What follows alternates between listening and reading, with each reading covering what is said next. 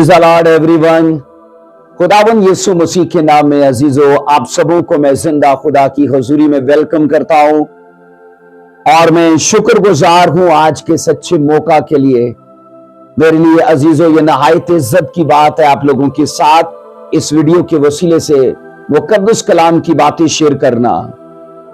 आज याद रखिए, बाइबल का एक बड़ा ही अजीजों यूनिक टॉपिक है जिस पर हम बात करने वाले हैं और मैं खुद बड़ा एक्साइटेड हूं इन बारीक चीजों को और यूनिक चीजों को आपके साथ शेयर करने के लिए। पहली चीज अजीजों याद रखो, कहा जाता है सच कभी नया नहीं होता। सच हमेशा पुराना ही होता है, लेकिन उसको बयान करने का स्टाइल, तरीकाकार वो नया हो सकता है। तो आज बाइबल का एक सच हम सीखने जा रहे हैं। अगर जो उसे हजारों साल पहले लिखा गया है, लेकिन तो भी अजीजों मैंने कोशिश की है कि इस भेद को मैं आपके साथ शेयर करूं। आइए मेरे साथ पढ़िए इस्तिस्ना की किताब, उसका 25वां बाब और उसकी 25वां बाब उसकी 5 से शुरू करके हम 10 आयत तक पढ़ेंगे। आइए मेरे साथ देखो, इस्तिस्ना 25वां बाब 5 से 10 आयत में लिखा है, अगर कोई भाई मिलकर साथ रहते हो और एक उनमें से बे औलाद मर जाए, तो उस मरहूम की बीवी किसी अजनबी से ब्याह ना करे, बल्कि उसके शौहर का भाई उसके पास जाकर उसे अपनी बीवी बना ले और शौहर के भाई का जो हक है वो उसके साथ अदा करे। इसके बाद 6 वर्ष, और उस औरत को कि जो पहला बच्चा हो वो इस आदमी के मरहूम भाई के नाम का कहलाए, ताकि उसका नाम इस्राएल में से मिट न जाए।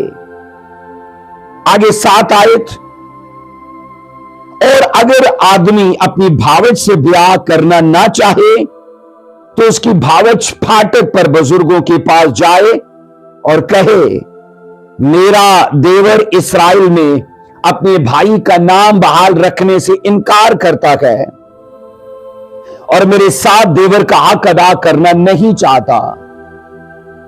8 वर्ष, तब उसके शहर के बुजुर्ग उस आदमी को बुलवा कर उससे समझाएं, और अगर वो अपनी बात पर कायम रहे और कहे कि मुझको उससे ब्याह करना मंजूर नहीं, 9 आयत कहती है, तो उसकी भावच बुजुर्गों के सामने उसके पास जाकर उसके पांव से जूती उतार दे और फिर उसके मुंह पर थूक दे और यह कहे कि जो आदमी अपने भाई का घर आबाद न करे उससे ऐसा ही किया जाए। और 10 आयत कहती है, तब इस्राएलियों में उसका नाम ये पड़ जाएगा, ये उस शख्स का घर है जिसकी जूती उतार दी गई थी। अजीजों, एक और हवाला हम पढ़ेंगे और उसके बाद इन दोनों आयात की हम तफसीलात में जाएंगे।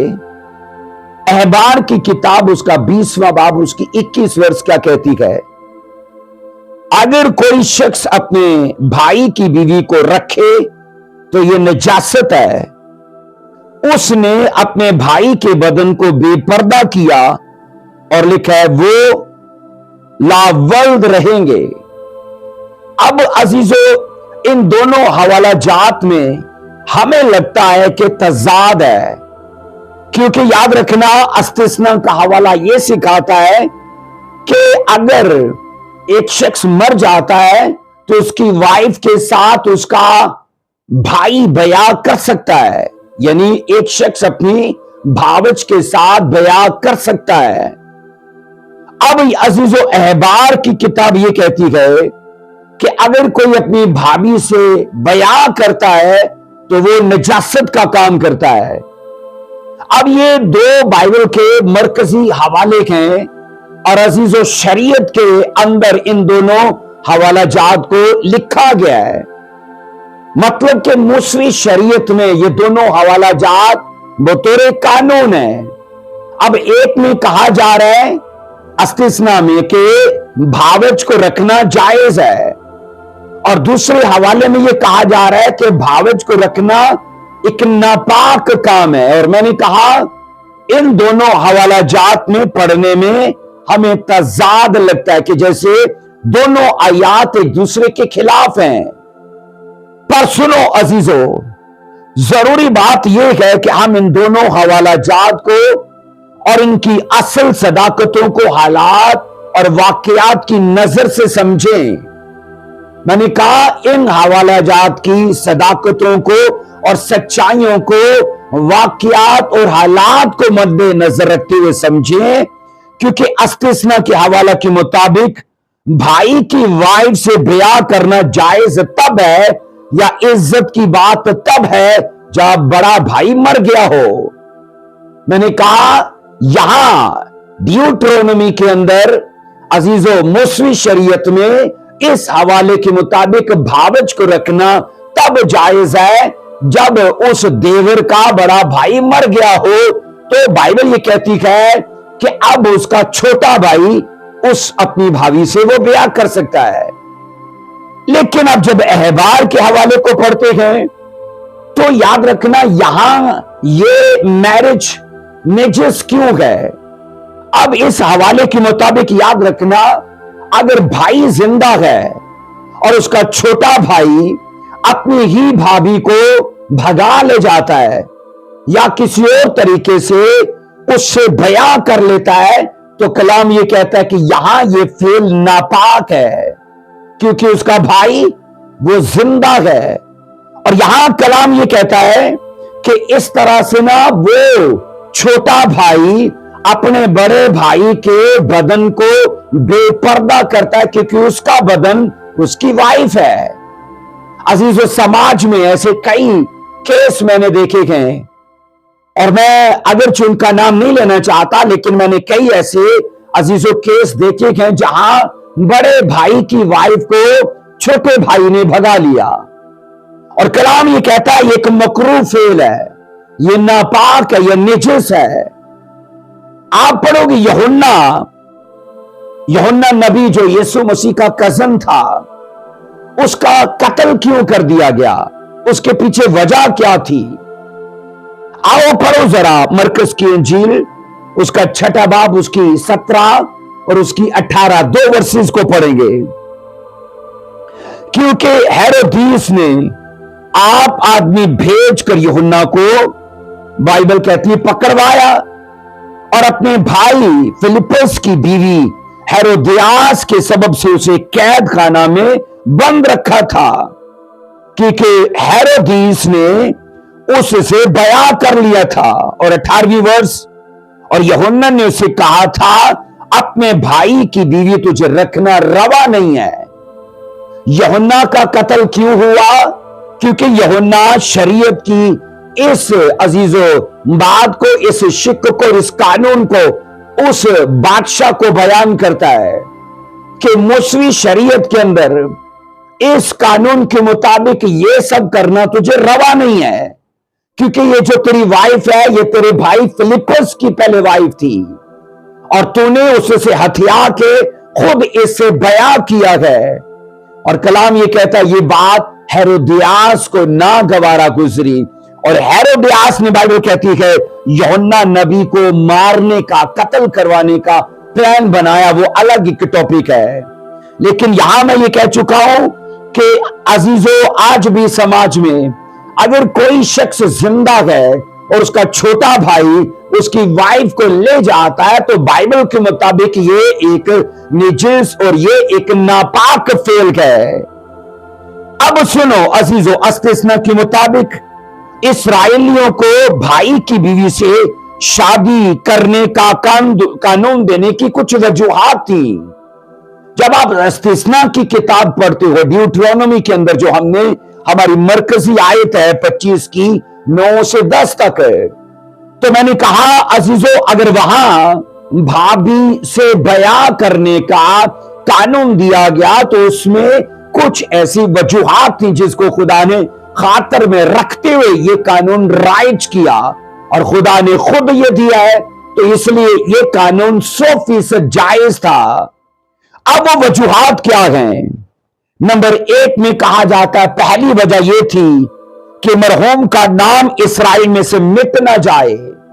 जो शख्स मर गया है, अब अगर उसी का भाई उस औरत से ब्याह करता है तो होगा क्या? इस सबब से अब जो मर गया है ना, उसका नाम इसराइल कौम से मिटेगा नहीं, इसलिए कि उनका जो पहला बच्चा होगा ना, वो मरहूम के नाम का कहलाएगा। वो उससे, जिससे वो पैदा हुआ है, वो बच्चा उसका नहीं होगा, वो बच्चा उसका होगा जो मर चुका है। अब अजीज, ये पहली वजह थी। अब दूसरी वजह यह थी कि अजीजों, मरहूम की मिरास इसराइल में से मिट ना जाए, इसलिए खुदावन ने यह कानून दिया था। क्योंकि 12 कबीले हैं तो 12 कबीलों के अंदर मिरास बांटी गई है, प्रॉपर्टी बांटी गई है, और खुदा ये नहीं चाहता था कि किसी कबीले की प्रॉपर्टी, वो मिरास खत्म हो जाए। इसलिए अगर उनमें से कोई मर जाता था तो उसका भाई उसके लिए औलाद पैदा कर सकता था, ताकि उसकी मिरास उसके घराने में बनी रहे। अब ये दूसरी वजह थी। अजीजों, ये 2 वजूहात थी अस्तिस्ना की किताब के मुताबिक कि खुदा ने वहां उस मरहूम की वाइफ के लिए अजीजों ये गुंजाइश पैदा की है कि वो अजीजों अपने देवर से ब्याह करे और औलाद पैदा करे, तो वो उसके साबका हस्बैंड की कहलाएगी, यानी कि पहला बच्चा। अब होगा क्या, वो सारी मिरास जो उसकी है ना, यानी उसके हस्बैंड की थी, बजाय इसके कि उसके कजनों को चली जाए, अब वो इस बच्चे को मिरास में मिलेगी। इस तरह से शादी में 2 बातों को अजीजों खास ध्यान में रखा जाता था। अगली हेडिंग है कि इस तरह की शादी में, चाहे मैंने कहा वो देवर से है, अब इस तरह की शादी में जहां मरहूम मर गया है, एक बड़ा आदमी मर गया और उसकी वाइफ के लिए शादी की गुंजाइश पैदा की जा रही है, तो मैंने कहा 2 बातों को खातर में रखा जाता था। नंबर 1 में पहली बात यह है, उस बेवा से शादी करने का पहला हक उसके देवर का है। बरादरी में से कोई उसके लिए खड़ा नहीं हो सकता। शरीयत उस औरत को यह हक देती है कि वो अपने देवर के साथ अपना ब्याह करेगी, और देवर इसके लिए मुनकर नहीं हो सकता। अजीजों, ये मेरे देखे की बात है। मेरे खुद के जो मसीह में मेंटोर रहे, उनके बड़े बेटे की डेथ हो गई और उन्होंने अपने बहू को अपने छोटे बेटे के साथ ब्याया, जबकि उस छोटे बेटे की ऑलरेडी शादी की बात चल रही थी। तो हुआ यह कि इस दौरान उनके बड़े बेटे की डेथ हो गई। तो मुझे आज भी उनका यह फैसला याद है, क्योंकि उनके बड़े बेटे की एक बेटी भी थी। तो उन्होंने कहा कि मैं 2 बेटियों को घर से निकाल के, तो मैं एक लड़की को नहीं ला सकता, कि अगर मैं अपने छोटे बेटे को कहीं और ब्याह दूंगा तो मुझे ये 2, यानी अपने बेटे की बेटी को और उसकी वाइफ को, फिर क्योंकि उसके माँ बाप फिर उसे ले जाएंगे और उसको कहीं और ब्याएंगे। तो मुझे आज भी उनका यह फैसला याद है कि उन्होंने ये स्टैंड लिया अपने छोटे बेटे के लिए कि बड़ी बहू को तुझसे ब्याया जाएगा। और यहां अजीजों, मैंने कहा इस मामले में देवर का हक है कि वो, बाइबल कहती है, इस देवर के हक को अदा करे। अब अजीजों, देवर के लिए यह बात ना सिर्फ हक है, बल्कि उसके ऊपर यह बात फर्ज के तौर पर शरीयत मुकर्रर करती है। मुनकर नहीं हो सकता कि मैं नहीं करूंगा। अब नंबर 2 में अजीजों, दूसरी बात यह है कि अगर बेवा से शादी करने के लिए उसका कोई देवर ही मौजूद ना हो, कि उसका हस्बैंड अकेला ही है और उसका देवर है ही कोई नहीं कोई, तो अब इसके लिए क्या गुंजाइश है? बाइबल ये कहती है इसके लिए उसका कराबती हक अदा करे। अब कराबती कौन है? उसके हस्बैंड का फर्स्ट कजन, उसके चचा का या उसके ताऊ का, यानी ब्लड ग्रुप जो है या ब्लड रिलेशन के जो लोग हैं। अब सेकंड कजन की बात नहीं है, फर्स्ट कजन की बात है। तो खुदावन का कलाम ये कहता है, अगर पहली तो बात है कि देवर करे, लेकिन अगर उस औरत का कोई देवर मौजूद नहीं है तो फिर उसका बाइबल कहती है कराबती यहां अदा करे। कराबती से मुराद मैंने कहा उसके हस्बैंड के चचा का बेटा, उसके ताऊ का बेटा, मतलब कि उसका फर्स्ट कजन। अब अजीजों, बाइबल कहती है अगर उस बेवा से उसके मरहूम शोहर के का भाई या कोई कराबती ब्याह कर लेता है तो इसमें ना उस औरत की इज्जत मानी जाती है। मैंने कहा उस औरत के साथ अगर उस औरत का उसके हस्बैंड का कराबती या फिर मैंने कहा उसका देवर ब्याह कर लेता है तो इस तरह से उस औरत के लिए इज्जत की बात मानी जाती है। अब उसकी इज्जत इस तरह से है कि इस औरत ने अपना हस्बैंड मर जाने के बावजूद भी अपने मां बाप के घर जाना नामंजूर किया और अपने हस्बैंड के परिवार में रहना पसंद किया और उनकी खिदमत में और उनके साथ रहने में अपनी पूरी जिंदगी को सर्फ करने का इरादा किया है।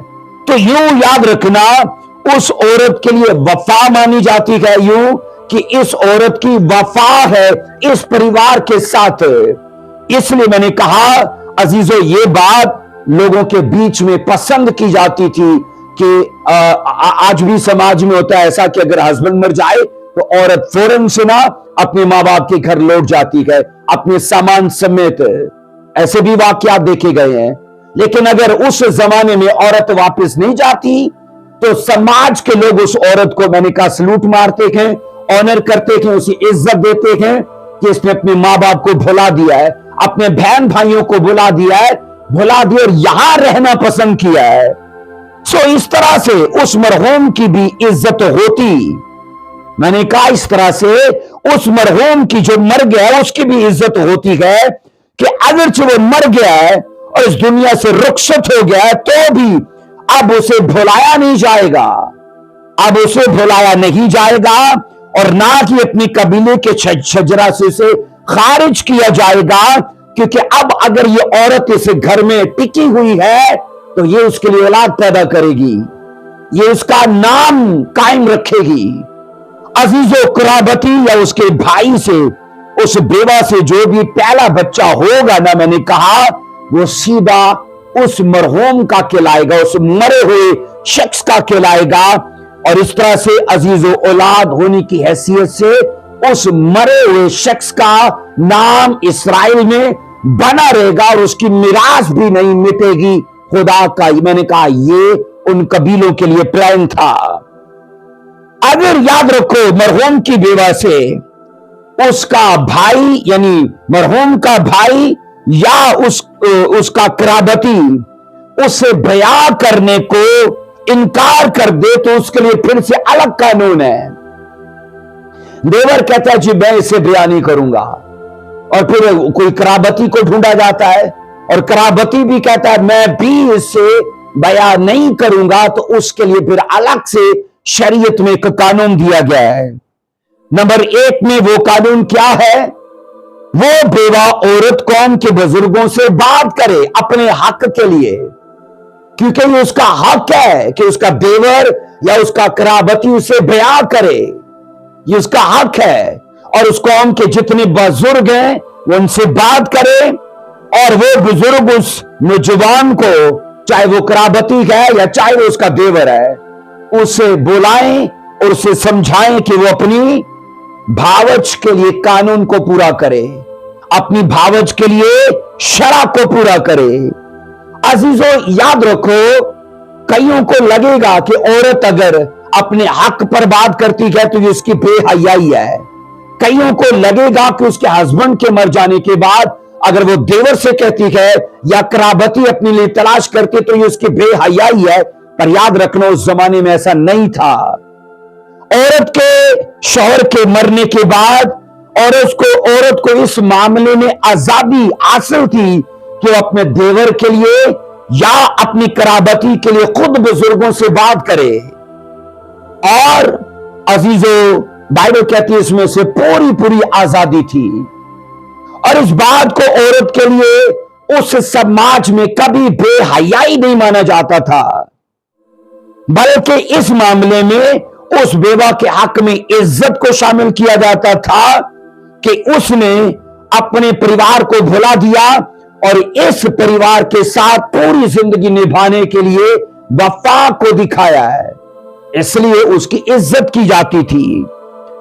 हम यहां ये सीखते हैं अजीजों, वो नौजवान अगर अपने फैसले पर कायम रहे तो फिर बेवा उस नौजवान से दूसरा काम करे। पहला काम क्या करे? वो कराबती है, वो देवर है, अगर वो नहीं मानता तो कौम के बुजुर्गों को बुलाए, उनसे बात करे और कौम के बुजुर्गों से समझाएं। अब दूसरा काम, अगर वो फिर भी इनकार करता है तो दूसरा काम ये है, वो उसके पांव से जूती उतार दे और बाइबल कहती है फिर उसके मुंह पर थूके। अब ये कहां पर होगा अजीजों? बुजुर्गों के बीच में।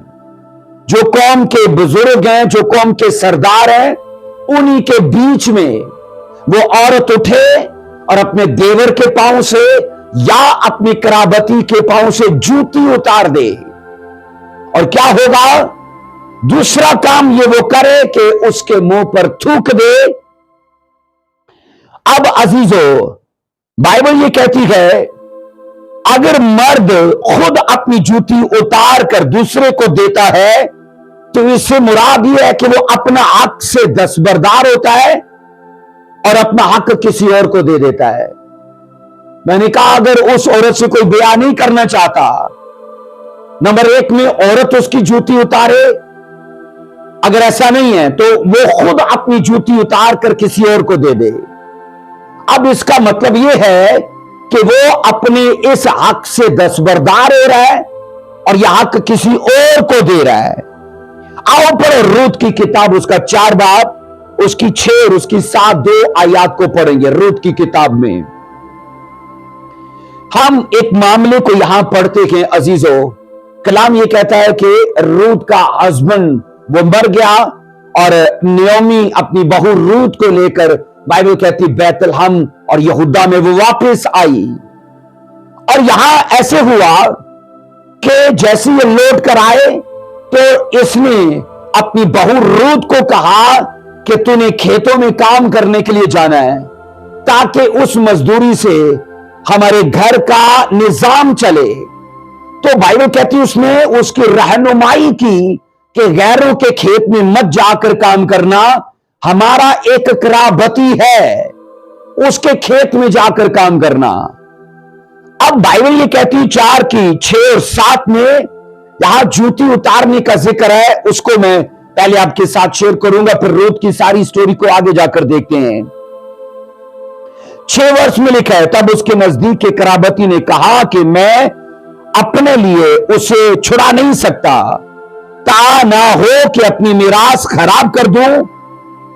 इसके छुड़ाने का जो मेरा हक है उसे तू ले ले, क्योंकि मैं उसे छुड़ा नहीं सकता। और 7 आयत कहती है और अगले जमाने में इस्राएल में मामला पक्का करने के लिए छुड़ाने और बदलने के बारे में ये बाइबल कहती मामूल था कि मर्द अपनी जूती उतार कर अपने पड़ोसी को दे सकता था। इस्राएल में तस्दीक करने का यही तरीका था। अब अगर एक शख्स ब्याह नहीं करना चाहता तो यहां यह सिखाया गया है कि वो उठे और जूती उतार दे और जूती किसी और को पहनाए। इससे मतलब यह है कि वो इस मामले की तस्दीक यूं कर रहा है, अपने इरादे की, अपने मंसूबे की तस्दीक यूं कर रहा है कि जनाब मैं अपने हक से दस्तबरदार हूं और ये जूती इसको पहनाता हूं और ये हक अदा करे और इस बेवा को अपने लिए ब्याह सकता है। पर अगर औरत किसी भी मर्द की खुद जूती उतारती है, मैंने कहा अगर औरत खुद किसी मर्द की जूती उतारती है तो उसके साथ फिर उसे दूसरा काम भी करना पड़ता है जो नहायत शर्मिंदगी भरा है कि वो जनाब कौम के बुजुर्गों के सामने उसके मुंह पर थूक दे, जो उसकी जात और रुसवाई का निशान होगा। अब जिसके मुंह पर यह थूका जा रहा है उसकी जात के लिए शर्मिंदगी का, रुसवाई का, जिल्लत का और नदामत का यह निशान होगा कि इसके मुंह पर बुजुर्गों के बीच में और कौम के सरदारों के सामने थूका गया है। अजीजों, ऐसे शख्स को इस्राएल में इसी नाम से जाना जाता था कि ये वो शख्स है जिसकी जूती उतारी गई है, और ये वो शख्स है जिसके मुंह पर थूका गया है। अभी उसकी छेड़ बन जाती थी, उसकी पहचान बन जाती थी, और यही उसके लिए अजीजों नदामत और शर्मिंदगी का बायस रहती थी। कहा जाता जो शख्स अपनी भावज के लिए इस शरई निजाम को पूरा ना करता, उससे मुराद यह ली जाती थी कि यह शख्स अपने भाई का नाम जिंदा रखने के लिए रजामंद नहीं है। अपने भाई का नाम जिंदा रखने के लिए और अपनी भाई की मीरास को कायम रखने के लिए यह शख्स रजामंद नहीं है। और अजीजों, अगर आप पैदाइश की किताब उसका 38 बाब देखो, पैदाइश की किताब 38 चैप्टर और उसकी जनाब 8 और 9 इन 2 वर्सेस को पढ़ेंगे। आइए मेरे साथ देखिए पैदाइश की किताब 38 बाब 6, 7, 8 और 9, ये 4 वर्सेस को पढ़ेंगे।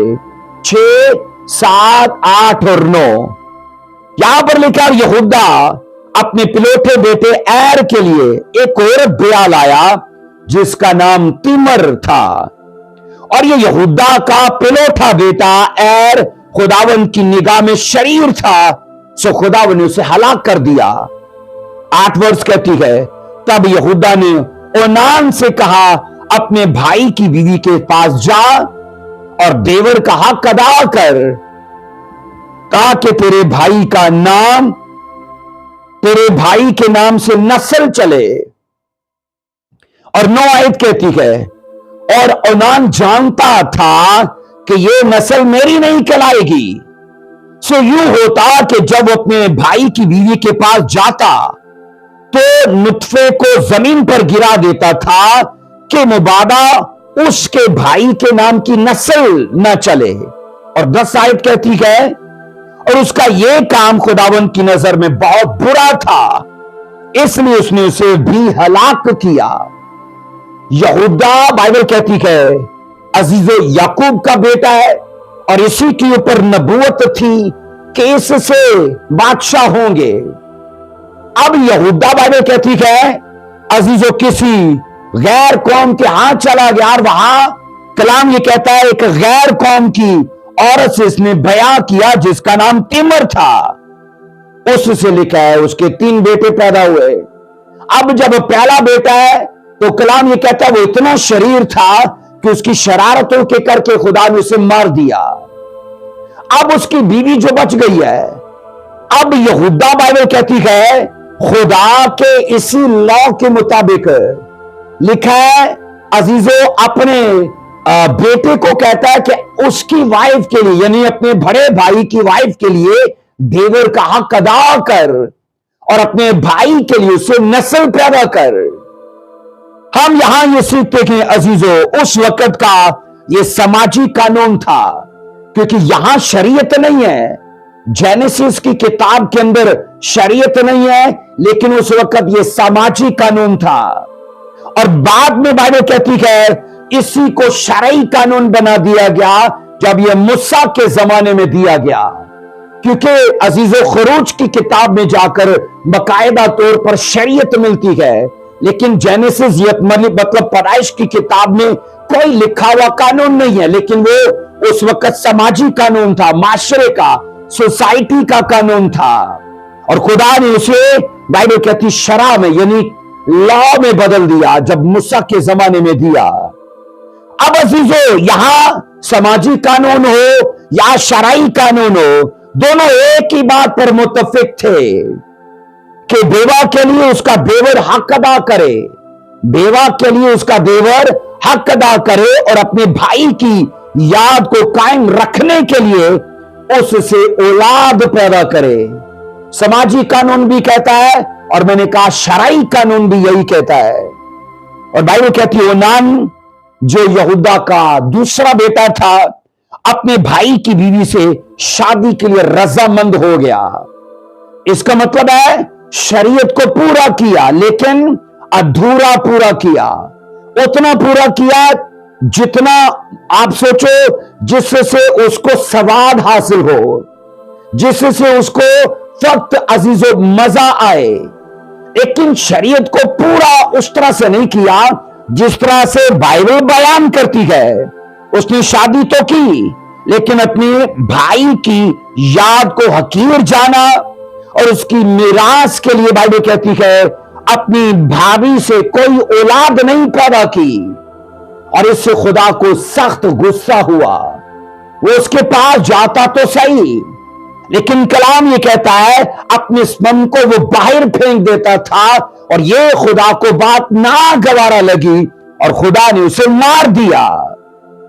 अजीजो याद रखो, ओनान ने अपने भाई के लिए वारिस पैदा करने से इनकार किया, क्योंकि वो जानता था कि वो बेटा उसका होगा ही नहीं। वो तो बेटा एर का कहलाएगा, और फिर ये होगा कि जितनी जायदाद उसके इनके परिवार के अंदर है वो उसका वारिस आ जाएगा तो उसको दी जाएगी। आज भी ऐसा ही होता है अजीजों कि अगर एक भाई की औलाद नहीं है ना और उसकी प्रॉपर्टी है, तो अब ये होता है कि उसकी प्रॉपर्टी जो है ना उसके भाइयों में बांटी जाती है। कई केसेस में ऐसा देखा गया है। हमारे पाकिस्तानी लॉ के अंदर ऐसा ही है, अगर 3 भाई है और 2 की औलाद और तीसरे की नहीं है, तो उसकी बहुत सारी प्रॉपर्टी और वो मर गया है तो उसकी सारी प्रॉपर्टी उसके भाइयों को बांटी जाएगी। अब यहां सारा चक्कर प्रॉपर्टी का है। अब इसको लगा ओनान को कि ऑलरेडी प्रॉपर्टी मेरी और मेरे छोटे भाई की होगी, जो बड़ा भाई छोड़ गया है, तो अगर उसका वारिस हुआ तो जिस पर अभी हम दावेदार हैं वो सीधा उसको ट्रांसफर हो जाएगी। और कलाम ये कहता है अजीजों, ये आदमी इतना शातिर था कि इसने अपने भाई की नस्ल को चलाने के लिए अजीजों बाइबल कहती है शरअ को पूरा नहीं किया, और ओनान ने अपने भाई के नस्ब नामे को बाइबल कहती है रोक दिया। अपने भाई के नस्ब नामे को जारी रखने से इनकार किया। मैं सीधी आपको बात बताऊं, इसका भाई जो एर था उसका नस्ब नामा ओनान के करके मुतासिर हो गया, उसका शजरा रुक गया, उसका नस्ब नामा रुक गया ओनान के करके। हालांकि खुदा ने उसे प्रिविलेज ये बख्शा है कि अगर तू मर गया है लेकिन तेरा नाम चलेगा, तेरी मिरास चलेगी तेरे भाइयों के करके, और उनसे जो पहला बच्चा होगा वो तेरा ही होगा। लेकिन बाइबल ये कहती है अजीजों वो लोग शरई तौर पर इसके लिए तैयार ही नहीं है। अब सुनो अजीजों, ओनान के इनकार ने ना उस नस्ब नामे को मुतासिर किया जिससे मसीह, याद रखना, दाऊद के तख्त का जायज वारिस बनने वाला था। मैंने कहा यहूदा के कबीले के ऊपर प्रोफेसी है कि जब तक शेलो न आए सल्तनत इसी परिवार में रहेगी। अब शेलो कौन है? सीधा सीधा शेलो का मतलब जीसस क्राइस्ट है, यानी यीशु मसीह है, जिसे पैदाइश 49 में अजीजो याकूब ने अपने बच्चों को बरकतें देते वक्त कहा यहूदा से शेलो आएगा और यहूदा की सल्तनत उसमें जाएगी। और वो कौन है? वो यीशु मसीह है। अब जब यहूदा से ही शेलो को आना है तो याद रखो यहूदा का पहला बेटा शरीर था और वो मर गया। अब दूसरा बेटा ओनान, बाइबल कहती है अजीजों उसके ऊपर ये फर्ज है वो अपने भाई का नहीं बल्कि यीशु मसीह के आने का रास्ता सीधा करे। क्योंकि अगर याद रखो वो अजीजों समझदार हो और इस चीज का ख्याल हो कि हमारे बाप के ऊपर शेलो की प्रोफेसी है, हमारे बाप के ऊपर राज की प्रोफेसी है, अगर हमने वारिस पैदा न किए तो यीशु मसीह आएगा ही नहीं। और यहां सिर्फ याद रखना अजीजों, एर की औलाद पैदा करने से इनकार नहीं है बल्कि यीशु के शजरे को रोकने की बात है। ये मैंने कहा ओनान का अपने भाई के लिए औलाद ना पैदा करना यीशु मसीह के शजरे को मुतासिर कर रहा है, क्योंकि यहूदा से आगे पीढ़ियां जब चलेंगी तो ये चलते चलते नस्ल दर नस्ल जैसे कड़ी से कड़ी जुड़ती जाएगी, तो वो कड़ी एक दिन सीधा यीशु मसीह तक जा मिलेगी। लेकिन अफसोस कि यहूदा का पहला बेटा मर गया। अब दूसरे बेटे के ऊपर ये प्लान है कि वो यीशु के रास्तों को सीधा करे, वो जीसस क्राइस्ट के शजरे को हमवार करे। लेकिन अजीजों, बाइबल कहती है यहां अजीजों सिर्फ मैंने कहा भावच का हक अदा ही करना नहीं है, बाइबल कहती है यीशु मसीह के राहों को सीधा करना है, क्योंकि वो तो यहूदा के कबीले से आएगा और यहूदा के कबीले की वारिस यहां रुक गए। यहूदा के परिवार में से नस्ल का बढ़ना अभी रुक गया, क्योंकि ओनान ने, बाइबल कहती है, आगे औलाद पैदा करने से इनकार किया है। अजीजों, बादशाहत की नबूवत जैसे यहूदा के ऊपर है, मैंने कहा वो उसके बच्चों को इस बात के लिए समझ होनी चाहिए थी। हम बाइबल में ये पढ़ते हैं अजीजों, ओनान नस्ल बढ़ाने से इनकार करता है और ये काम भी खुदा की निगाह में बुरा था, और लेकिन खुदा ने ओनान को भी हलाक कर दिया, उसे भी मार दिया। और हम ये पढ़ते हैं अजीजों, ओनान ने इस तरह के रवैये से खुदा के कलाम का मजाक उड़ाया। याद रखना, मैंने अजीजों कहा कि इस तरह के रवैये से ओनान ने खुदा के कलाम का मजाक उड़ाया। उसे चाहिए था कि वो खुदा के मंसूबे का हिस्सा बनता, क्योंकि आज का हमारा मौजू भी यही है, be a part of God's plan. Be a part of God's plan मतलब के खुदा के मंसूबे का हिस्सा बनो।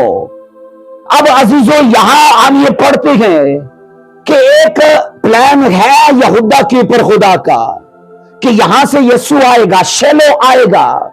लेकिन मैं ये कह रहा हूं, ओनान, बाइबल कहती है, खुदा के उस मंसूबे का हिस्सा नहीं बनता और आगे वारिस बनाने से या वारिस पैदा करने से इनकार कर देता है। मैं यहां आपको वाज़िया बताऊं, खुदा ने ओनान को मौका फराहम किया कि वो खुदावन यीशु मसीह के मास्टर प्लान में शरीक हो जाए, और ना सिर्फ खुदावन यीशु मसीह के मास्टर प्लान में शरीक हो, उसके शजरे में शामिल हो जाए। अजीजों, याद रखो, ये बड़ी इज्जत की बात है कि अगर ओनान यीशु के शजरे में होता। यीशु के शजरे में आज जितने लोग लिखे गए हैं ना, उनके लिए बड़े ऑनर की बात है। और ये प्लान तो ओनान के ऊपर भी था, और मैंने कहा खुदा ने उसे चुना था कि वो यीशु के आने के रास्तों को सीधा करे और अपने भाई के लिए औलाद पैदा करे, ताकि जीसस क्राइस्ट के आने के राह हमवार हो जाए। पर बाइबल कहती है अजीजों, उसने इस मौके को अपने संवाद के करके गाली दी है। उसने अपनी भावच को सिर्फ सेक्स के लिए यूज किया है, शरा को पूरा करने के लिए यूज नहीं किया है। वो प्लान जो खुदा का उसके ऊपर है, वो चाहता तो उसका हिस्सा बनता, लेकिन कलाम ये कहता है उसने उसका इनकार किया। अजीजों, अधूरी जानकारी और अधूरी अमलदारी, याद रखना, कहीं नहीं पहुंचाती है। हमारे पास नॉलेज अधूरा है, हम अधूरी चीजों पर अमल कर रहे हैं, हम रास्ते में कहीं भी भटक जाएंगे, हम कहीं भी गुम हो जाएंगे। इसलिए अजीजों, जरूरी है कि हम खुदा के प्लान का हिस्सा बने, और अधूरा नहीं बल्कि पूरे तौर पर बने। सो ओनान ने कहा मैंने कि शरा को मान तो लिया था पर अधूरा माना था। सो अजीजों, अगर मसीह में शामिल होना है तो पूरे होइए, मसीह में चलना है तो पूरे तौर पर चलिए। अगर मसीह की शरा को, उसके कानून को मान कर आए हो, तो मैंने कहा सताई तौर पर मत मानो, ऊपर से मत मानो, उसे अंदर से भी, उसे गहरे तौर पर मानो। खुदा आज भी, याद रखना, कईयों को अपने मंसूबे का हिस्सा बनाना चाहता है, क्योंकि आज का हमारा मौजू भी यही है, be a part of God's plan. खुदा आपके ऊपर भी एक प्लान रखता है, लेकिन आप पर डिपेंड करता है आप उसके प्लान का हिस्सा बनते हो कि नहीं। अजीजों, कलाम ये कहता है ओनान अगर बेवा का हक अदा कर रहा था तो उसे अपने मुर्दा भाई के हक में भी अजीजों अपने फर्ज को पूरा करना था। उसके लिए एक वारिस पैदा करता कि उससे उसका नाम भी चलता और उसकी मिरास भी कायम रहती। उसे चाहिए था, मैंने कहा, कि ये सब वो करता और मसीह के आने के रास्ते सीधे करता, शैलों के आने के रास्ते सीधे करता। लेकिन अफसोस अजीजों, इस समाज में भी आज सैकड़ों हजारों ऐसे लोग हैं जो खुदा की बादशाही में शामिल होने का हक तो रखते हैं, पर मैंने कहा ओनाम की तरह अपनी शहवतों में पड़े हुए हैं, ओनाम की तरह बुरे कामों में पड़े हुए हैं। और बाइबल कहती है इस हक को वो अजीजों अपने कामों से गाली देते हैं। उसका हक था कि वो खुदा के प्लान का हिस्सा बने। आपका हक है कि आप खुदा की बादशाही का प्लान जो आपके ऊपर है, आपको उसका हिस्सा बन जाओ। बाइबल कहती है वो शहवतों में पड़ा रहा।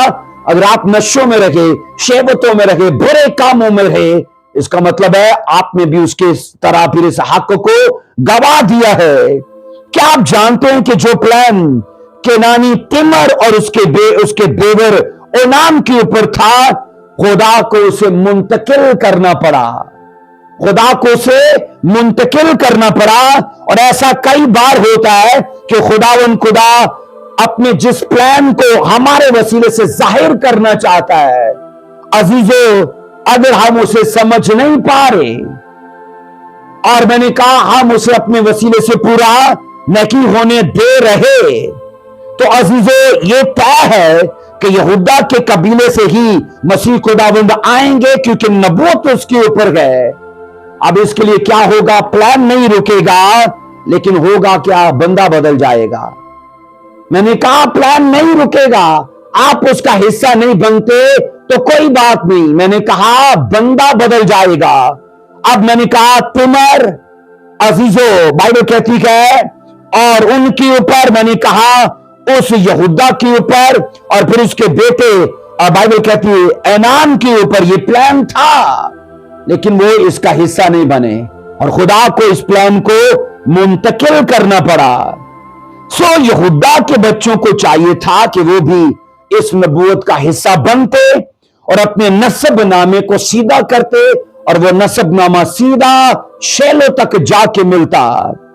अगर वो अजीजों जानते तो हकीकत में वो ये सब ना करते। और यहां अजीजों हम ये पढ़ते हैं, बाइबल मुकद्दस ये कहती है ये बच्चे, बाइबल कहती है, बुरे कामों में पड़े रहे और खुदा ने इनको फिर अपने प्लान के लिए इस्तेमाल नहीं किया।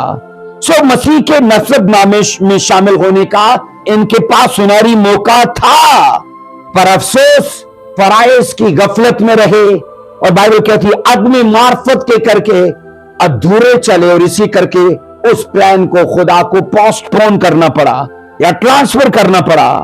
सो खुदा कई बार याद रखना हमारे लिए मौका पैदा करता है, और अगर हम उस मास्टर प्लान का हिस्सा बने तो याद रखना अपने मजहबी और रूहानी फराइज को हम निभाना शुरू करें तो खुदा उस मौके को हमें अजीजों इज्जत में, सरफराजी में और बढ़ने में अजीजों पूरा मौका देता है, क्योंकि हम उसमें अपने फराइज को अदा कर रहे हैं। अब अजीजों हम ये पढ़ते हैं कि मास्टर प्लान का एक हिस्सा बनने के लिए ओनान को चुना गया, तिमर को चुना गया, यहूदा को चुना गया, लेकिन अफसोस कि वो समझ ही नहीं पाए। अब यहूदा के दोनों बड़े बच्चों को खुदावंद के गजब का निशाना बनना पड़ा।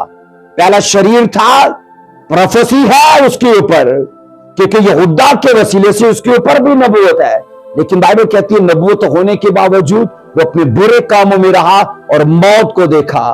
छोटा बेटा ओनान जिसका नाम, वो भी बुरे कामों में रहा और बाइबल कहती है उसने भी मौत को देखा। अब यहां सुनो, गुनाह के ज़खायर कहते जितने बड़े होंगे उनकी अदालत भी उतनी बड़ी होगी। हमने जितने बड़े लेवल पे गुनाह का जखीरा किया हुआ है तो अदालत भी फिर उतने ही बड़े लेवल पे होगी। आओ मेरे साथ पढ़ो रूत पहला बाब उसकी 11वीं आयत से, रूत पहला चैप्टर उसकी 11वीं वर्ष में क्या लिखा है? नयोमी ने कहा, ऐ मेरी बेटियों लौट जाओ, तुम मेरे साथ क्यों चलो? तुम मेरे साथ क्यों चलो? क्या मेरे रहम में और बेटे हैं जो तुम्हारे शौहर हों? ऐ मेरी बेटियों लौट जाओ और अपना रास्ता लो, क्योंकि मैं ज्यादा बुढ़िया हूं और शौहर करने के लायक नहीं। अगर मैं कहती कि मुझे उम्मीद है, बल्कि अगर आज की रात मेरे पास शौहर भी होता और मेरे लड़के पैदा होते, 13वीं आयत कहती है, तो भी क्या तुम उनके बड़े होने तक इंतजार करती? नहीं मेरी बेटियों, मैं तुम्हारे सबब से ज्यादा दिलगीर हूं, इसलिए कि खुदावन का हाथ मेरे खिलाफ बड़ा हुआ है। नयोमी के बाइबल कहती है अजीजों 2 बेटे थे, और बाइबल कहती है महलोन और केलोन, वो दोनों मर गए। उसका हस्बैंड अली, बाइबल कहती है वो भी मर गया, अलीअजर भी मर गया। उसका हस्बैंड मर गया, महलोन और केलोन दोनों मर गए। अब इसने ये फैसला किया कि मुआब में रहना इसके लिए बेकार है, तो ये वापस अपने इलाके को लौट जाए।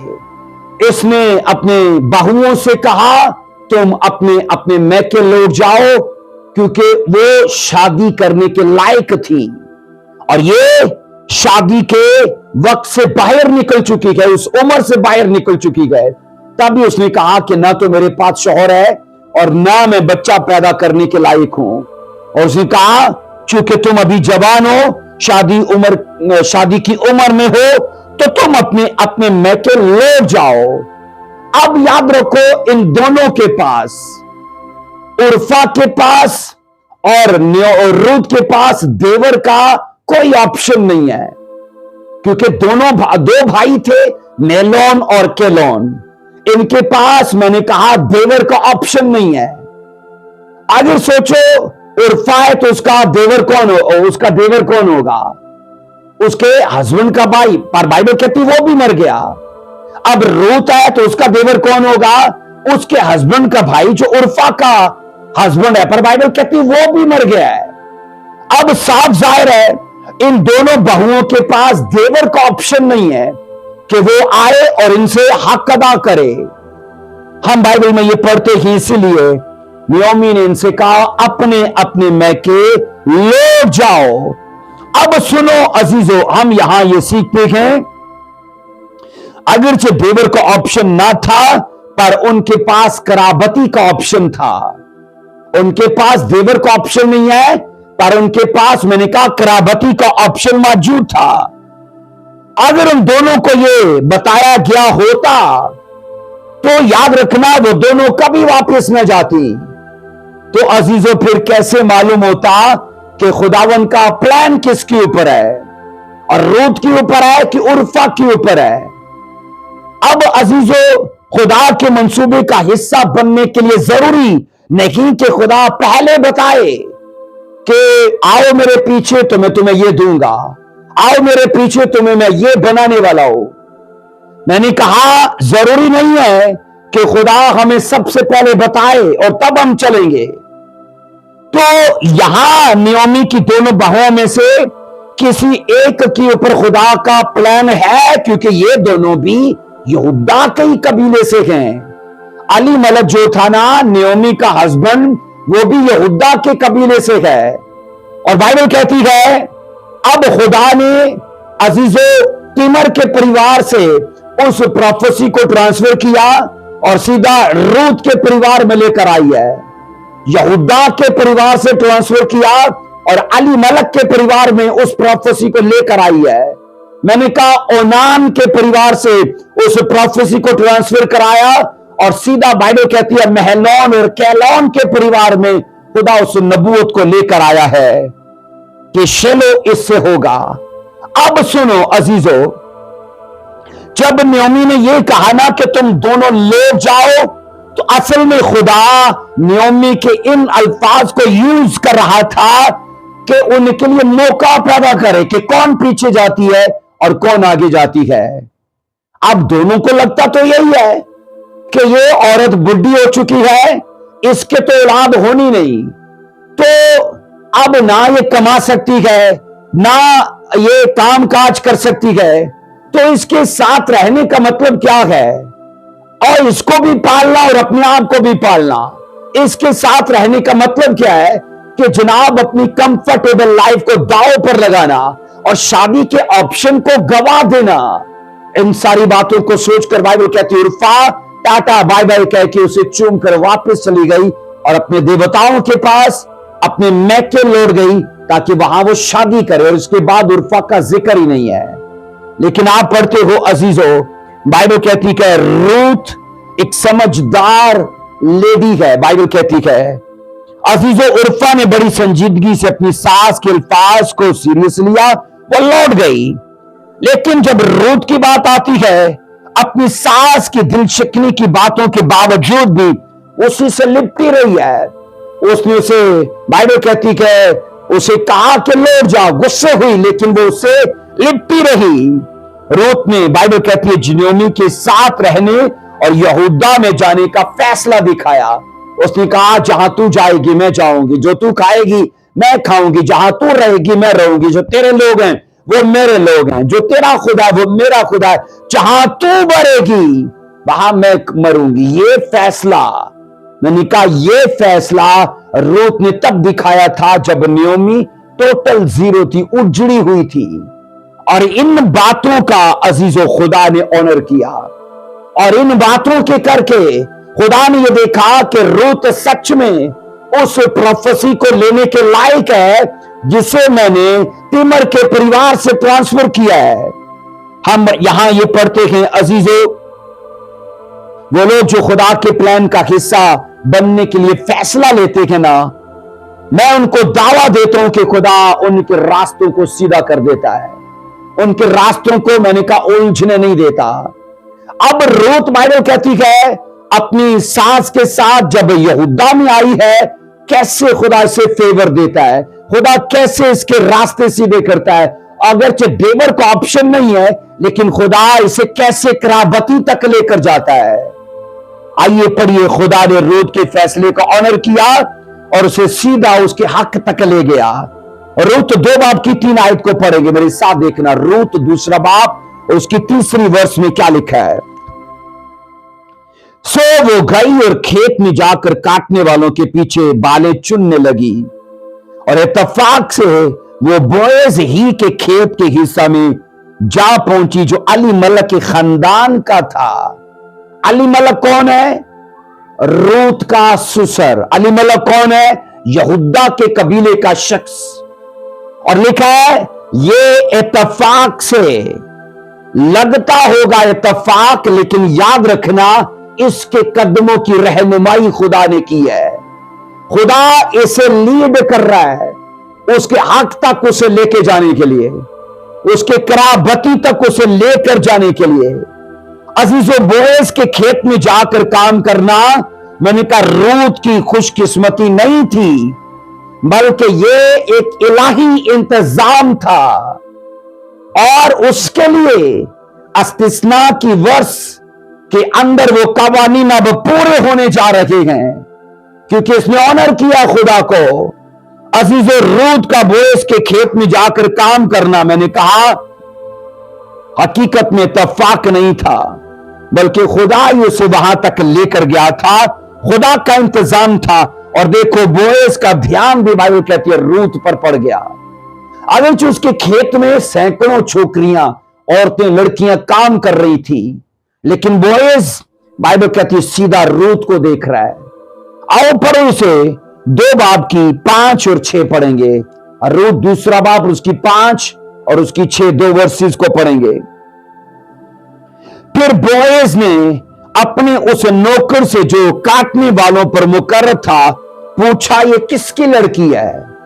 उसने तो किसी और के बारे में नहीं पूछा, सीधा रूथ के बारे में पूछ रहा है। और रूथ को खुदा इसके खेत में लेके आया है और खुदा अब इसके दिल में बात कर रहा है कि सीधा रूथ को देख। और 6 वर्ष कहती है, उस नौकर ने जो काटने वालों पर मुकर्रर था जवाब दिया, ये मुआबी लड़की है जो नयोमी के साथ मुआब के मुल्क से आई है। अजीजों, मुआब के मुल्क से आई है, ये बोएज को बताया गया। सो इस फैसले से बाइबल कहती है वो बहुत खुश हुआ कि इसने मोआब के देवताओं को छोड़ दिया है, इसने मोआब के अंदर अपने रिश्तेदारों को छोड़ दिया है और यहां इज़राइल में आई है वो। सो बोएज ने रूत के लिए बाइबल कहती है एक मुख्तसर सी दुआ की, उसे बुलाया और उसके लिए उसने मुख्तसर से एक दुआ की। इसी की 11 और 12, 2 चैप्टर की 11 और 12 आइए वर्स को पढ़ते हैं। 2 आयत को क्या लिखा है। बोएज ने उसे जवाब दिया, जो कुछ तूने अपने खुदावन के मरने के बाद, अपने खामंद के मरने के बाद, बोएज ने उसे जवाब दिया कि जो कुछ तूने अपने खामंद के मरने के बाद अपनी सास के साथ किया है वो सब मुझे पूरे तौर पर बताया गया है कि तूने कैसे अपने मां बाप और ज़ादे बूम को छोड़ा और उन लोगों में जिनको तू इससे पेशतर ना जानती थी उठी आई। और आगे 12वीं वर्ष कहती है खुदावन तेरे काम का बदला दे, बल्कि खुदावन इस्राएल के खुदा की तरफ से जिसके पैरों के नीचे तू पनाह लेने के लिए आई है तुझको पूरा पूरा अजर मिले। अजीजों, ये कैसे कमाल की बात है और ये कैसे इलाही इंतजाम की बात है। जो शख्स उसके लिए दुआ कर रहा है कल वो ही उसकी दुआओं का जवाब बनने वाला है। हम बाइबल में ये पढ़ते हैं बोएज उसकी वफादारी के लिए, उसकी दयानतदारी के लिए, कलाम ये कहता है इतना अंदर से हिल चुका है, उसने कहा जो कुछ तूने अपनी खामद के मरने के बाद अपनी सास के साथ किया गया ना वो सब मुझे पूरे तौर पर बताया गया कि तू अपनी सास से कितना प्यार करती है, इसकी कितनी सेवा करती है और इसकी हस्बैंड की नस्ल का, इसके बच्चों की नस्ल का तुझे कितना ख्याल है। अजीजों, बोएज वो अभी रूत के सारे हाल से वाकिफ था कि वो किस तरह से अपनी सास से पेश आती है और किस तरह से अपनी देवी देवताओं को छोड़कर आई है।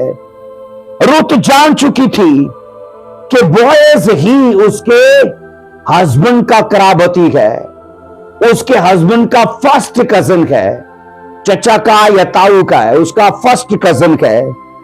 रूत 2 बाब की 19 आयत के मुताबिक नयोमी ने खुद उससे बताया था। मैंने कहा रूत 2 बाब की 19 आयत के मुताबिक नयोमी ने खुद रूत को बताया था कि ये कराबती है, ये तेरे लिए हक अदा कर सकता है। और रूत 3 बाब की 9 आयत को पढ़ेंगे तो वहां लिखा रूत ने कराबती का हक अदा करने के लिए बोएज से मुतालबा भी किया। 3 बाब की 9 आयत में मैंने कहा रूत ने बोएज से मुतालबा किया कि वो कराबती का हक अदा करे। तब उसने पूछा तू कौन है? उसने कहा मैं तेरी लौंडी रूत हूं। सो तू अपनी लौंडी पर अपना दामन फैला दे क्योंकि तू नजदीक का कराबती है। अजीजों, ये ऑफर किसी और को उसने नहीं किया है, वो पाक दामन औरत थी। लेकिन मैं आपको पहले ही कह चुका हूं कि अगर उस जमाने में अगर बेवा अपना देवर या अपना कराबती तलाश करे और ढूंढे, उसके लिए बेहयाई नहीं मानी जाती थी, उसकी इज्जत और उसकी वफा शामिल की जाती थी। और यहां उसके हक में यह कहा जा रहा है कि ये इस कबीले के अंदर मरहूम के लिए नस्ल पैदा करना चाहती है, ये कितनी वफादार है अपने हस्बैंड के साथ। और जब वो बाइबल कहती है बोएज के खेत में जाकर बाइबल कहती उसके पहलू में सो गई तो उसे कहने लगी जनाब आप मुझ पर अपना दामन फैला दें क्योंकि आप मेरे नजदीक के कराबती हो। खुदा की शरीयत बाइबल कहती है बोएज को ही रूत का मुहाफिज ठहराती है, इसलिए वो उससे पनाह को लेने आई। कहा तू ही मेरा मुहाफिज है, तू ही मेरा हाथ थाम, तू ही मुझे नदामत और शर्मिंदगी से आजाद कर और मैं अपने आप को तेरी पनाह में देती हूं क्योंकि शरा ये कहती है। अजीजों, बोएज की पूरी जिम्मेदारी उसे याद दिलाने के लिए वो आई, पूरी उसकी जिम्मेदारी कि वो उसके हस्बैंड के लिए एक वारिस पैदा करे, ताकि इजराइल में से उसके खानदान का नाम ना मिट जाए। अपने हस्बैंड के लिए वो कितनी वफादार है बानिस्बत उर्फा के, क्योंकि उर्फा का जो हस्बैंड था जनाब, उसकी नस्ल नहीं चली, क्योंकि उसकी बीवी ने देवर तो था ही नहीं पर कराबती ढूंढ सकती थी। और बाइबल कहती है वो चली गई अपनी देवी देवताओं में, लौट गई, अपने मैके लौट गई। सो अजीजो, यहां 12वीं वर्ष में पढ़ा जाता है रूत, बोएज ने रूत को जवाब दिया। 12वीं वर्ष में बोएज ने, मैंने कहा, रूत को जवाब दिया, और ये सच है कि मैं नजदीक का कराबती हूं, लेकिन एक और भी है जो कुर्बत में मुझसे ज्यादा नजदीक का है। सोचो, अगर उर्फा भी वापस न जाती तो दोनों कराबती तो मौजूद थे, एक उर्फा से करता तो एक रूत से करता, लेकिन उर्फा ने अपना कराबती गवा दिया। बाइबल कहती है जब बोएज के पास रूत आई और कहा मैं जानती हूं तू मेरे हस्बैंड का कराबती है तो अपना हक अदा कर, बोएज कहता है सुबह तक ठहरी रहे, मुझसे भी एक नजदीक का कराबती तेरा है। उसने कहा 13वीं वर्ष में, इस रात तू ठहरी रहे और सुबह को अगर वो कराबत का हक अदा करना चाहे तो खैर, वो कराबत का हक अदा करे, अगर वो तेरे साथ कराबत का हक अदा करना ना चाहे तो जिंदा खुदा की कसम है मैं तेरे साथ कराबत का हक अदा करूंगा, सुबह तक तू लेटी रह। अब अजीजो, रूत के लिए सारा शहर जानता था कि वो पाक दामन औरत है।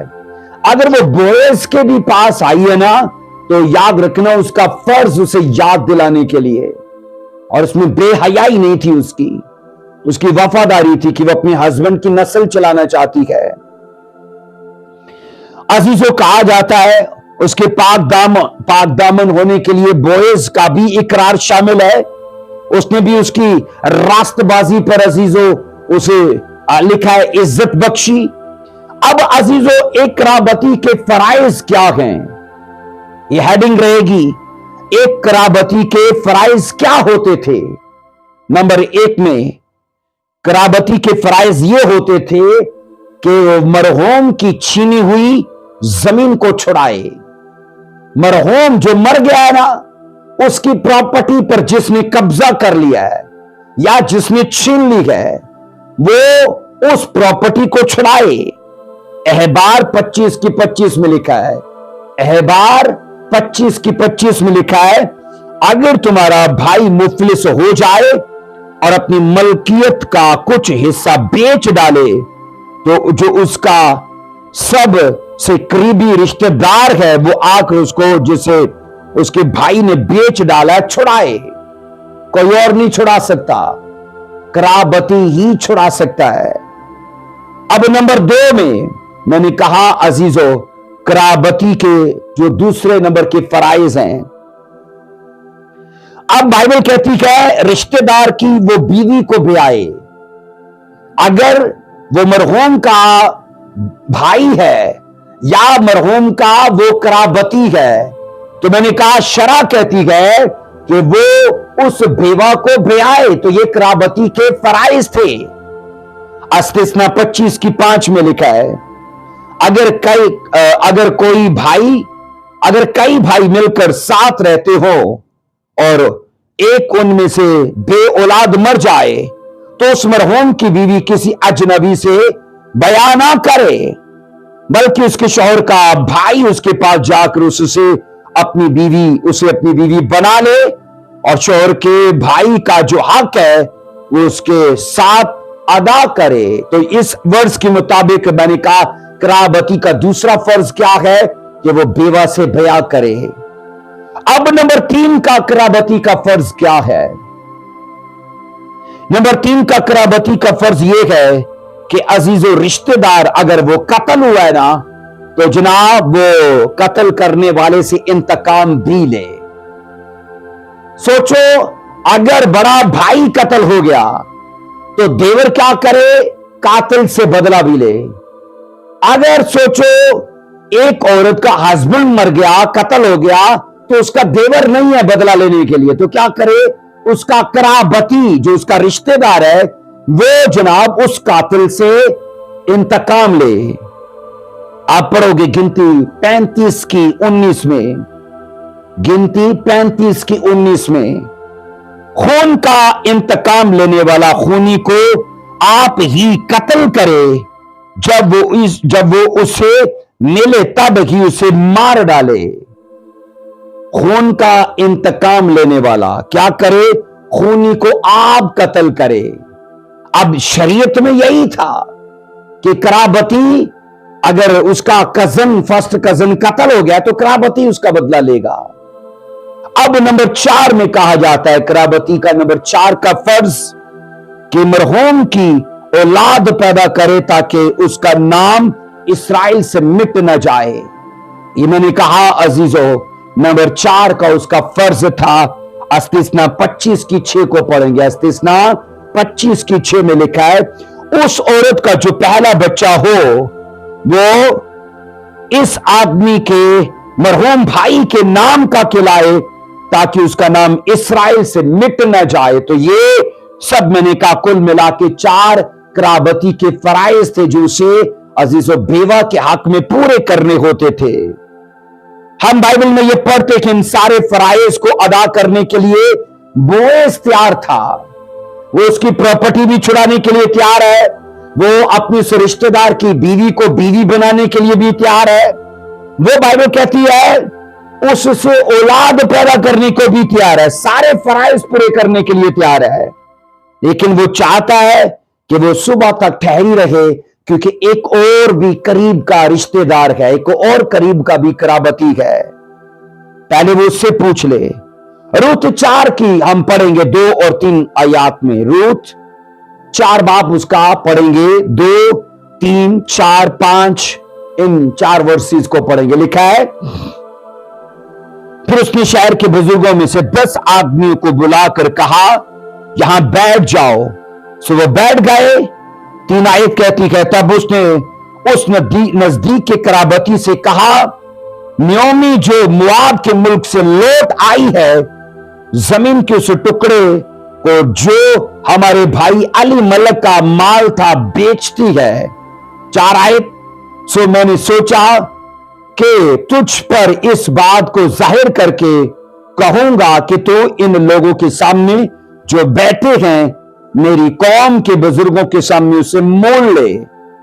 अगर तू उसे छुड़ाता है तो छुड़ा, अगर नहीं छुड़ाता तो मुझे बता देता कि मुझको मालूम हो जाए, क्योंकि तेरे सिवा और कोई नहीं है जो उसे छुड़ाए और मैं तेरे बाद हूं। उसने कहा, मैं छुड़ाऊंगा। जो नजदीक का कराबती है उसने कहा बोएज से कि मैं छुड़ाऊंगा। 5 आयत कहती है, तब बोएज ने कहा, जिस दिन तू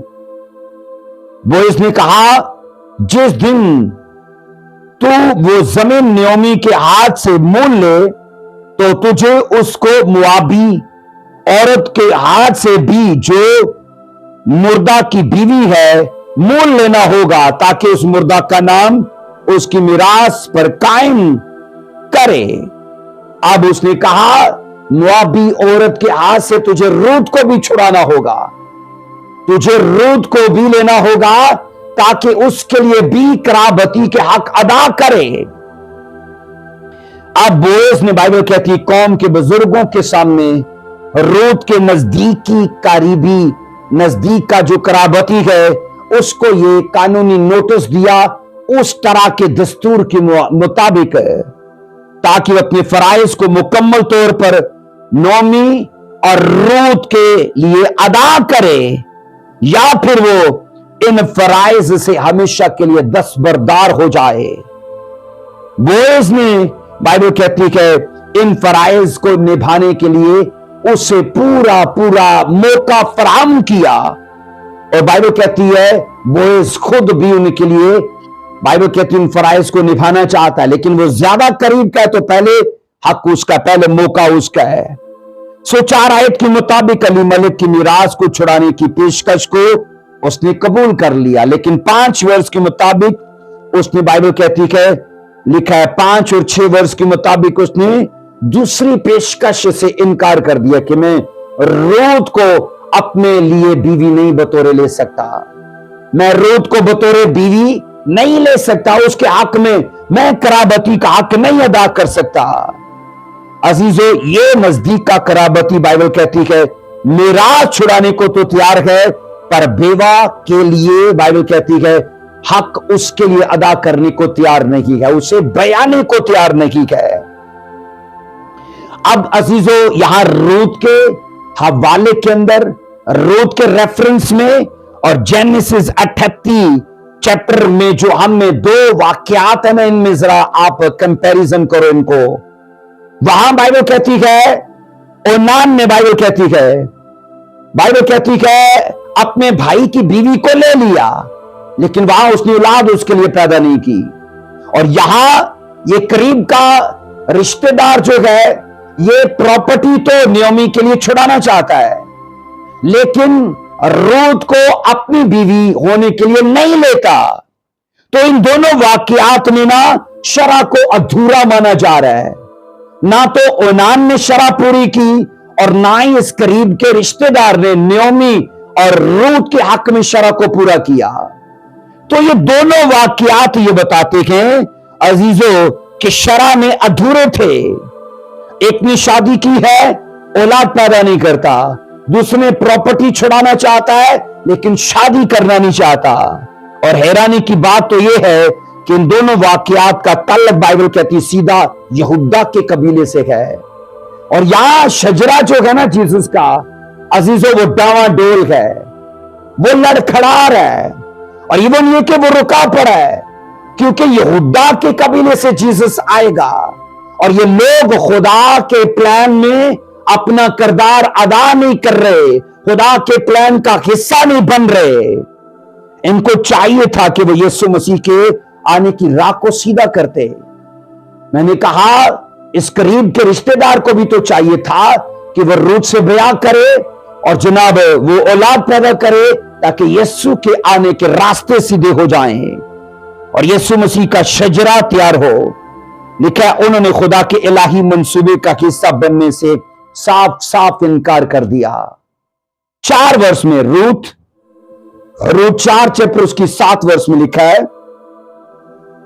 रूत ने लिखा 4 चैप्टर उसकी 7 वर्ष में। और अगले जमाने में इस्राएल में मामला पक्का करने के लिए छुड़ाने और बदलने के बारे में यह मामूल था कि मर्द अपनी जूती उतार कर अपने पड़ोसी को दे देता था। इस्राएल में तस्दीक करने का यही तरीका था। अगर एक आदमी कहता है कि मैं इसको बीवी बतौरे नहीं लेता, इसके हक में मैं अपने कराबती के हक अदा नहीं करना चाहता, अपने पांव से वो जूती उतार दे। उस जमाने में अजीजों, जायदाद मुंतकिल करने और दस्तावेज लिखने का रवाज यही था।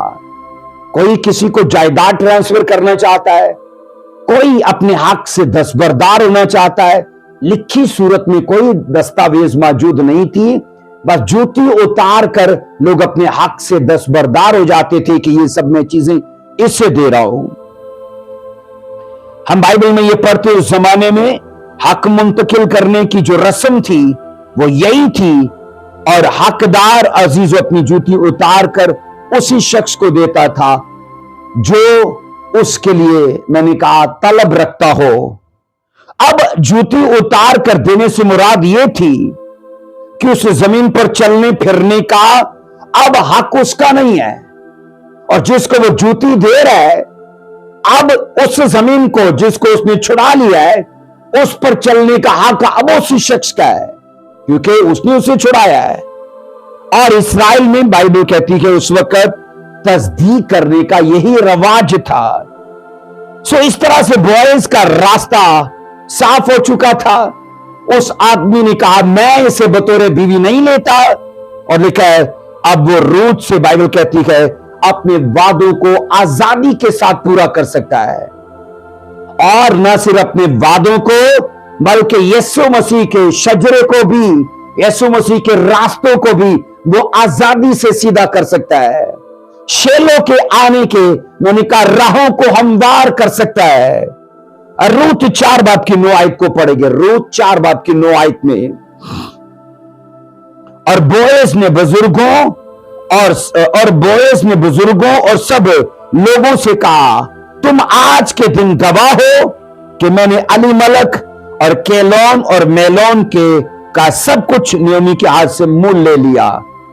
मां सिवाय इसके मैंने महलोन की बीवी मुआबी रूत को भी अपनी बीवी बनाने के लिए खरीद लिया है, ताकि उस मुर्दा का नाम क्या लिखा है उसके भाइयों और उसके मकान के दरवाजे से मिट ना जाए। तुम आज के दिन गवाह हो। बोएज, बाइबल कहती है, ऐसा स्पिरिचुअल इंसान कि वो शरा को, वो कानून को पूरा करने के लिए तैयार है। वो बाइबल के मयार पर पूरा उतर चुका है। अजीजों, खुदा क्यों नहीं उसे आगे करेगा? खुदा क्यों नहीं उसे ब्लेस करेगा? खुदा क्यों नहीं उसे ऊंचा करेगा? जो अपनी लाइफ में हर पहलू में, हर सेक्शन में, हर पोर्शन में खुदा के कलाम को ऑनर करता है, उसे लागू करता है अपने ऊपर। और बोएज ऐसा ही था। उसने कहा, मैं तीनों बातें इसके हक में करूंगा। अजीजों, बाइबल कहती है इस्तिस्ना 25 की 5 में दिए गए 3 असूल पर बोएज पूरी तरह से वो पूरा उतरा। और बोएज ने नयोमी की सारी मीरास को वापस ले लिया। बोएज ने नयोमी की बहू रूत से बया भी कर लिया बतौरे कराबती। और कलाम ये कहता है, इस तरह से बोएज का अजीजों मकसद ये था कि जो मरहूम है, जो मरा हुआ शख्स है महलोन, बाइबल कहती है उसका नाम जिंदा रखा जाए, क्योंकि उसने यहां साफ कहा था कि मैंने महलोन की बीवी को भी, महलोन की बीवी रूत को भी अपने लिए ले लिया। तो उसका मतलब है कि वो महलोन के शजरे को कायम करने के लिए, और ये सिर्फ महलोन का शजरा थोड़ी था, ये जीसस क्राइस्ट का शजरा था। अजीजों, कलाम ये कहता है उसने तमाम गवाहों के सामने इस बात का वादा किया कि वो मुर्दा के नाम को अपने दरवाजे से मिटने नहीं देगा। वो मुर्दा की मिरास को इस्राएल से भी खत्म होने नहीं देगा। अजीजों, मुर्दा की याद को जिंदा रखने से मुराद ये थी कि मसीह खुदावन के शजरे को जिंदा रखना। मुर्दा की याद को जिंदा रखने का मकसद क्या है? यीशु मसीह के शजरे को जिंदा रखना, उसकी उम्मीद को जिंदा रखना, उसके राहों पर काम करना। बोएज पूरी तरह से, मैंने कहा, खुदा के इलाही मंसूबे का हिस्सा बना। उसने किरदार अदा किया। उसे क्या जरूरत थी? अजीजों, वो तो कवारा था और ये औरत बेवा थी, तो उसे इज़राइल में कई खूबसूरत कवारी लड़कियां मिल सकती थी। लेकिन अजीजों, याद रखिएगा, वो स्पिरिचुअल इंसान था। और बाइबल कहती है इन बातों के करके जब खुदा ने उसे उभारा, खुदा ने उसे कायल किया। और अजीजों, ये याद रखना, रूत की वफादारी का अजर था। मसीह में की गई मेहनत कभी जाया नहीं होती। तो रूत ने जितनी मसीह में मेहनत की थी, उसे बोएज की शक्ल में अजर दिया गया है। सो यहोवा खुदा ने भी, बाइबल कहती है, इसी घराने से मसीह को पैदा करके इस्राएल के तमाम घरानों में से ज्यादा मुमताज कर दिया। इसी परिवार में से जो इज्जत बाद में बोएज को हासिल हुई, याद रखना, वो अलीमलक का जो दूसरा अजीजो कराबती था मैंने कहा वो उसको भी मिल सकती थी, हक उसी का था, लेकिन उसने अपने उस हक को गवा दिया। अजीजो, याद रखना, किसी के इनकार करने से खुदा का काम रुक थोड़ी जाता है। हां, इतना जरूर होता है कि उस मंसूबे को पूरा करने के लिए बंदा बदल जाता है। आप नहीं ना उसके प्लान का हिस्सा बनोगे, तो याद रखना उसका प्लान रुकेगा थोड़ी, वो किसी और को खड़ा कर देगा, वो किसी और के वसीले से काम करेगा। तो आपके लिए भली बात यह है कि अगर आप तक खुदा का कलाम पहुंचता है, आप तक खुदा की आवाज पहुंचती है और खुदा आपसे बात करता है कि चल तौबा कर और मैं तुझे बचाना चाहता हूं और मैं तुझे इस्तेमाल करना चाहता हूं, अपने नशों को छोड़कर, गर्लफ्रेंड बॉयफ्रेंड के चक्कर को छोड़कर, पापों को छोड़कर इस मंसूबे का हिस्सा बनिए, ऑनर कीजिए। यकीन करिए, जैसे उसने बोएज को ऊंचा किया, वो आपको भी ऊंचा कर देगा। बोलो आमीन। अजीजों, कलाम ये कहता है, हम ये पढ़ते हैं बोएज रूत से। अब जब बोएज ने रूत से ब्याह कर लिया तो उससे ओबेद पैदा हुआ, ओबेद से यस्सी पैदा हुआ। मैंने कहा बोएज और रूत से कौन पैदा हुआ है? अजीजों, बाइबल कहती है ओबेद पैदा हुआ है। ओबेद से कौन पैदा हुआ है? यस्सी पैदा हुआ है। यस्सी से कौन पैदा हुआ है? दाऊद पैदा हुआ है। और दाऊद से कौन पैदा हुआ है? यीशु मसीह पैदा हुआ है। तो बोएज ने, याद रखना अजीजों, रास्ते सीधे किए। यीशु मसीह के शजरे में बकायदा वो लिखा गया है, इसके लिए इज्जत की बात रही है। लेकिन कुछ तो किया ना उसने, उसके कर्मों का ये फल था।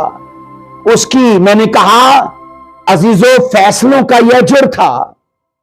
और बाइबल कहती है अजीजों, इन वाक्यात से हमें यह समझ आती है कि खुदा जब हमें अपने मंसूबों का हिस्सा बनाना चाहता है तो इनकार मत कीजिए। सो बाइबल मुकद्दस के ये सभी वाक्यात इस बात को दिखाते हैं कि जिसने कलाम की सदाकतों को अधूरा माना, बाइबल कहती है उसका नाम मिट्टी में मिल गया। लेकिन जिसने सदाकतों को पूरे तौर पर माना, बाइबल में अच्छे लफ्जों से लिखा गया है। आपका भी याद रखना, जिंदगी की किताब में नाम लिखा जा सकता है, लेकिन अगर मैंने कहा आप अजीजों खुदा के मंसूबे का हिस्सा बनो, क्योंकि आज का टॉपिक ये है be a part of God's plan. ये मैसेज आपको भी खुदा का अजीजों मंसूबा देता है। वो चाहता है वो आपके घरानों तक आपके वसीले से आए और आप अपने नशों को छोड़कर अजीजों उसके आने के राह सीधे करते हो कि वो आपके वसीले से आपके परिवारों को बचाए, आपकी नस्लों को सिक्योर करे। आप स्टैंड लोगे, याद रखना वो आपको ऑनर करेगा, आपको ब्लेस करेगा, आपको ऊंचा करेगा। खुदावंद इस मैसेज के वसीले से आपको बरकत दे। अगरचे ये बड़ी डीप और बड़ी बारीक टीचिंग है, लेकिन मैं विश्वास करता हूं कि आपने इन चीजों को समझा होगा। गॉड ब्लेस यू अजीजों, जरूर खुदा के कलाम को सुनिए और खुदा के मंसूबे का हिस्सा बनिए। खुदावंद आपको बरकत दे। आमीन।